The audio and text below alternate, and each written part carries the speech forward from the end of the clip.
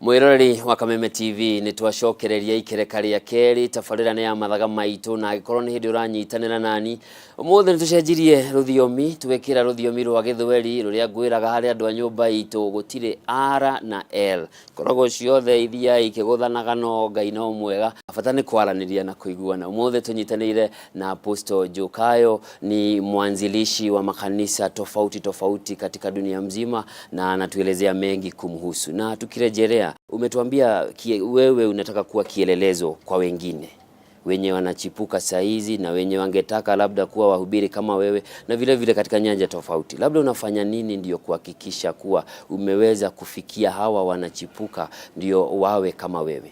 Nashiriki nao, na kushiriki kwangu nao kunategemea mimi, sio wao. Naenda mahali kuna mikutano, lakini nakuwa na wahubiri kwanza asubuhi na maaskofu wa dini mbalimbali na vyama mbalimbali, na wao huja. Hatuna kipimo, hakuna anayekataliwa. Wao huja, nikawafundisha neno la Mungu, nikashiriki nao, nikawajenga kulingana na vile Mungu alionitengenezea. Alafu mchana nakuwa na revival. Ndio maana yake unaona kila mahali niendako siwachi wahubiri nje, maana kazi ya mashinani ni ya lazima. Kumtoa mtu mahali alipozaliwa au ameitwa kuhubiri na kumpeleka nje, kumfundisha labda mrudishe, anaweza kuleta mambo mageni. Kwa hiyo mimi nawaendea mahali wako. Imekuwaje? Labda wanakusikiza ama labda wanakuja wanasikiza, wanaenda hawatimizi ama wafanye yenye unawaelezea? Hiyo imeleta mlipuko mkubwa katika Kenya. Maana nawaamini na watambua na wanasikia vizuri sana. Huyu mzee anatambua hapa tuliko. Siendi pale kama bwana mkubwa international, naenda kama wao, unanyenyekea na kuwa pale chini yao, katikati yao, na kula ugali yao, na kunywa maji yao, tunaongea kikwetu, kinyumbani Kiswahili, na wanafanikiwa sana. Kumekuweko na sarakasi mingi kwa wahubiri tofauti. Labda ukiangalia yale maneno yanaendelea humu nchini katika kanisa, nini huja katika mawazo yako? Mimi na kauli moja, ukisikia kuna noti ya shilingi 1000 bandia, mimi sishughuliki kuiona ndio nijue ni sawa. Najua ile ndio nzuri. Kwa hivyo sina nafasi ya hayo mambo. Maana wahubiri wanapigana nani mkubwa, nani mdogo, ni wa kabila gani, nani amesoma zaidi, nani ana pesa zaidi, nani tajiri kuliko mwingine, nani anajulikana kuliko. Siingili hapo.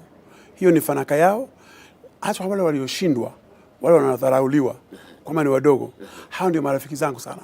Rika yako hawezi kubariki, mkubwa wako ndiye atakubariki. Kwa hivyo nawaendea wale wa chini kuwainua, na wale waliosema wamefaulu na kubaliana nao. Sikatai, sipingi, nashukuru Mungu kwa ajili yao. Lakini ukiangalia pale katika hizi sarakasi unapata pia wafuasi waamini wanapotoshwa. Hiyo sasa ni kimitume. Mungu aliniita na akanifanya mtume, apostle. Alinifundisha mengi. Na mitume ndio walio na uwezo wa kubadilisha mambo na kuweza kusababisha mahali kumekuwa na ile doctrine, mafunzo mabaya. Tuna uwezo, maana tunajua. Mungu amenisaidia. Nikienda mahali ambapo injili imepotoka, nimefanya ni biashara, watu wengi kuja kunisikiza. Na kwa neema ya Mungu nawasaidia sana. Pamoja na uhubiri wao. Siendi kupinga uhubiri, naenda kusababisha mambo, sio kukosoa, ni kufundisha ukweli. Kwa hivyo unaweza kuleta hiyo noti 100 mbaya, ukaonyesha watu, ikawa very popular, watu wanaishika wasikie. Mimi sina haja na hiyo, maana najua ile ndio nzuri. Kuna watu wamekuweko wakisema miaka ya 80, miaka ya 90, kanisa ilikuwa na sauti. Ilikuwa ni sauti ya Wakenya, penye serikali haifanyi vizuri, kanisa ilikuwa inaongea na inasikika. Lakini kuanzia miaka kama 20 hivi, mwaka wa 2002 hivi, baada ya uchaguzi, imekuwa sauti ya kanisa imeenda ikififia katika mambo ya kitaifa. Maoni yako ni gani? Wamegundua kwamba kuingiza siasa ndani ya dini au kuingiza dini ndani ya siasa haileti matunda. Wamegundua hivyo. Haibadilishi watu. Mimi kukaa na wewe kama Mkristo au tuanze kuongea serikali ni mbaya, inafanya hapa, inafanya pale, haigeuzi hiyo. Sisi ndio tuliowachagua, na tulipowachagua tuliwapa nafasi, na tukiendelea kuwakosoa tu peke yake bila kuwapa pongezi au hongera yoyote hata wasaidia, na tukinyamaza kimya pia itakwenda vibaya. Sisi sasa kazi yetu ni kumwomba Mungu. Mungu ana uwezo wa kugeuza roho za watu. Tuna bunge, tuna county councils, kila kitu. Mungu akitusaidia, tunaombea magavana wetu, tunaombea bunge, tunaombea senate. Na Mungu ni Mungu, atageuza roho za watu. Lakini sitaki kuwachochea wahubiri waingie katika siasa ndio wageuze Kenya. Wanaabudu Mungu aliye hai, aliyeumba Kenya, wamwendee. Kumekuweko na mapendekezo tofauti ambayo yananuiwa na serikali, labda kurainisha mambo ya kanisa. Mojawapo ni labda kuhakikisha kuwa makanisa pia yanalipa ushuru kama kampuni zingine ama kama Wakenya wengine. Sijui msimamo wako ni gani? Hiyo itakuwa ngumu kidogo. Kwa nini? Maana makanisa ikifika hapa sasa itakuwa ni kama organizations zingine. Itakuwa kama biashara. Itakuwa ngumu kwa serikali kuanza kufanya hivyo. Na ninaomba Mungu sana tusaidie serikali yetu ipate hekima, maana Kenya ni nchi Mungu aliyoichagua. Itumie hekima nzuri. Hekima hiyo, unajua kichwa ndio inaongoza mwili. Serikali ni kichwa. Ifikirie yanayofanyika kwenye mkono na miguu na kila mahali. Maana hiyo mambo yana siasa ndani yake. Sasa wale Wakristo watapinga hiyo kitu kutumia siasa yao, au wengine watajiunga na serikali kutumia influence, uwezo wao. Kwa hivyo waone mipaka. Nakubali na wewe kwamba wanafanya vizuri, maana kuna wahubiri wengi au makanisa mengi ambayo wanafanya vitu ambavyo haviko katika Biblia, ya kienyeji tu, tamaa. Lakini sasa, je, unaweza kufanya magumu ukipigana na magumu mengine? Utakuwa umejiunga nao. Serikali yetu ikiongozwa, tuna rais na tuna makamu wake na kuna wengine mnaita mawaziri. Ni hivi, watuongoze, watuonyeshe tofauti iliyoko kati yao na wale wanataka kuwakosoa. Maana kanisa ni kitu cha ajabu sana. Unapotaka kuipinga au kuikosoa kikwako, watu watakuwa na moto mwingi zaidi ili wajulikane. Wengine watakubali kwenda jela ili wafanye jina. Mungu asaidie watu wetu ambao wanatuongoza kiserikali. Waje waingie kanisani au wafanye sheria au watofautishe kanisa na mambo mengine. Isiwe kanisa iwe kama inachukuliwa kama biashara fulani. Vile wanavyochukua biashara, isiwe ni kanisa. Kanisa ni mahali watu wanakuja kumwabudu Mungu wao, si biashara. Ukiangalia na maono yako, taifa linaelekea wapi? Kidini, Kenya inajulikana sana. Katika Afrika yote nimekuwa, South Africa, Nigeria, kila mahali nimekuwa, anatoka Kenya. Inadaiwa hivyo, ametoka Kenya. Watu wanakuja kunisikiza. Kwa ajili ya historia ilifanyika Kenya. Kenyatta. Jina lake linajulikana kila mahali. Nikisema tu Kenya, wewe anatoka kwa Kenyatta. Watumia hiyo. Sasa dini Kenya imetambaa sana. Hata unaona wengine wanatoka mataifa mengine wanakuja hapa fanya mikutano yao ya kidini, lakini kule kwa hajulikani. Kuna wengine kutoka kama Uganda, akifika Busia, akivuka mpaka anajiita apostle, na kwao si kitu. Maana Kenya watu wanaamini Mungu na wanamtii Mungu. Kwa hivyo wanaheshimu sana watu wa Mungu. Sasa watu wetu ambao ni wahubiri wasitumie hiyo heshima vibaya kuwahadaa watu wengine. Mtu ukitaka kumwokoa mtu, usimkosee ndio umuokoe kwenye makosa. Kwenda pale aliko, muonyeshe ukweli. Uwe na ile patience, uvumilivu. Maana ubaya hauokolewi na ubaya. Ubaya unaokolewa na uzuri, wema. Kuna mkutano unatayarisha hivi karibuni katika maeneo ya Thika na kuna mingine inafuata. Labda Thika ni nini unapanga itafanyika? Thika, kwa mfano, ukiangalia vizuri, Thika katika historia ya Kenya. Huwezi kusema Kenya manastika. Najua sana. Siasa ilianzia Thika. Sana. Kali sana.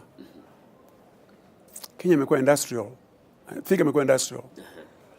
Ina biashara, ina wafanyakazi wengi sana. Na watu pale wako tayari kusikia neno la Mungu. Mimi naenda kuwapa neno la Mungu bila kutafuta pesa. Maana hakuna askari aendaye vitani kama hakupewa silaha na yule mfalme wale aliyemtuma. Na mimi Mungu akinituma Thika, atanipa pesa kwanza kabla sijaenda. Nisiende kuomba huko. Naenda kama mhubiri wa neno la Mungu, sio mhubiri wa pesa. Unaania kupata kina nani kwa hiyo mkutano? Itakuwa labda ni mkutano ya mapasta ama pia wafuasi wa Kristo waumini? Mapasta asubuhi wa dini zote. Alafu mchana waumini kutoka sehemu mbalimbali katika area ya Thika. Na hiyo itakuwa ni revival au ufufuo kwa Kiswahili kizuri. Kwa hii miaka yote umekuwa ukifanya kazi ya Mungu, ni nini moja unaweza sema hii ndio mimi hujivunia? Sijivunii chochote. Kwa nini? Mimi sijafaulu chochote. Mimi ni mtumishi wa Mungu. Niko tayari kutumika. Nikiwa na mtu mmoja nimefaulu. Nikiwa na watu 10 nimefaulu. Nikiwa na watu 10,000 nakuwa nao mpaka 80,000 nimefaulu. Sio vyema zaidi kuliko vile nilivyokuwa. Angalia Bwana wetu Yesu Kristo. Yeye alikuwa mwana wa Mungu. Alipokuwa na Nicodemus alikuwa na mtu mmoja tena usiku. Alifaulu. Kama Yesu angekuwa Mkenya mhubiri, hatungemuita kwa makanisa yetu. Maana alikuwa mara nyingine ni anatafuta wavuvi, watu ambao ni wa chini. Unaona huko chini ana mtu mmoja. Mara anakaa kwenye nyumba, mwanamke mwingine anakuja anamgusa miguu, mwingine anagusa nguo yake. Yeye akujinua, alifanya mapenzi ya Mungu. Na mimi nafuata hiyo. Kibinadamu, nguvu zozote zilizoko katika ndani ya Mungu zinanisaidia kufuata hiyo mfano. Ndio maana yake sijaitwa askofu. Sijakuwa askofu. Nimekataa. Nimekataa tu mimi mwenyewe. Watu ni askofu lakini nimekataa. Kwa nini na umesoma kuliko wengi maaskofu? Nilijua hivyo kwamba bila elimu sitafaulu.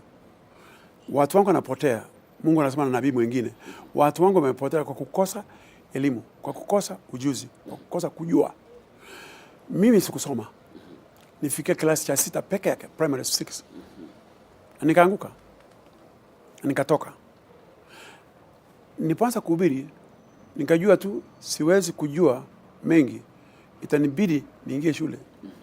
Sasa nilipofanikiwa sana hapa Kenya, nikaenda Marekani. Nikafanikiwa sana Marekani. Nikaona Marekani ni nchi ambayo iko free.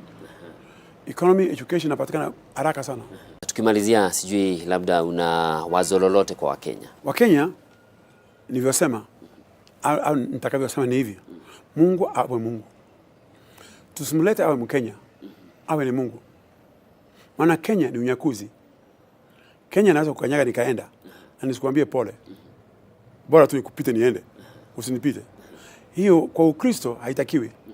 Inatakiwa aliye chini ainuliwe na yule aliye juu. Tufanye hivyo. Ndio maana yake mimi nilizaliwa Kisii, lakini mimi si Mkisii. Ni Mkristo aliyezaliwa Kisii. Naenda makabila yote.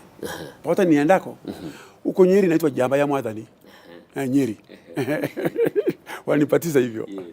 Nikienda Kisumu wanasema Kayo wewe ni wa kwetu. Waluya wananiita Hayo. Sio Kayo. Ati baba yangu alifanya makosa akaniita Kayo, maana hawezi kusema ha. Maana nikienda Uluyani wananipenda sana katika kuhubiri. Kwa hivyo nahubiri Kikristo, Agano Jipya, sio Kikenya. Nashukuru sana kwa muda wako. Shukrani kubwa. Na mawazo yako na ujuzi ulionao umeweza kutufahamisha sisi kama Wakenya na kwa wahubiri ambao wanachipuka wakaweza kufuata yale unawafundisha katika hii mikutano ambayo unatayarisha kila wakati na katika maeneo tofauti tofauti, ndio kuhakikisha kuwa neno la Mungu linaelekea na linaendelea vilivyo. Shukrani. Nashukuru.